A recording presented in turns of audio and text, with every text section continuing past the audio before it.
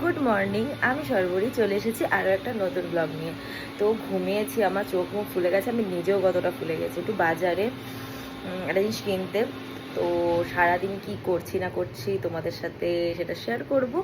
আর এটা আমার maybe day 9, মানে 10 দিনের চ্যালেঞ্জ নিয়েছিলাম, ডে 9 ব্লগ চলছে। অনেক কটা দিন মাঝখানে গ্যাপিং হয়ে গেছে।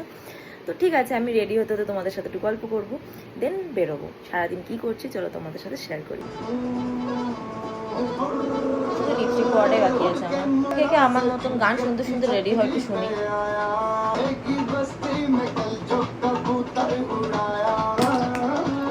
রেডি, আমি এখন যাব, চলো দেখতে থাকো ব্লগটা।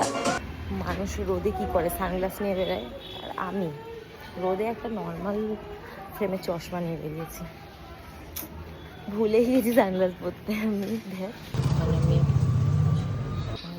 গ্রেট স্টার্নে কেন নিচ্ছি পরে বলবো, আগে কিনে নিই তারপর বলবো। অ্যাকচুয়ালি আমার ওপরের ঘরে আমার এসি নেই, তো আমার ওপরের ঘরের এসির জন্য অ্যাকচুয়ালি আমি এসেছি। বিশেষ করে আমার ওপরের ঘর প্রচণ্ড গরম, যারা থাকে যারা, তো সেই এসিটা নেওয়ার জন্য এসেছি গ্রেট স্টার্নে।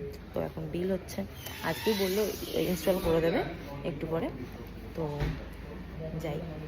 কি সুন্দর পুটলি করে, বেশ ভালো। বাজারে গেছি, এদিকে কিউট কিউট জিনিস কিনে আমি টাকা নষ্ট করব না, এটা কখনো হতেই পারে না। যথারীতি টাকা নষ্ট করে এখন বাড়ি চলে এসেছি। আমি দুপুরবেলার পর আমি এখন এসেছি বন্ধুদের সাথে ঘুরতে, কিন্তু কারা আছে আমি বলতে পারবো না। তো ঠিক আছে, চলো এখন বাড়ি যাই।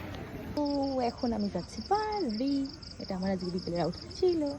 আর মাম ঘুরতে বেরিয়েছে, আর কেউ নেই আমাদের সাথে নাকি। এত রাত্রেবেলা আমরা নাকি এখন ঘুরতে বেরিয়েছি, কোনো মানে। তোমো ব্লগে হাই কর, হাই গুড্ডু। আরে আমরাই তো বেরিয়েছি।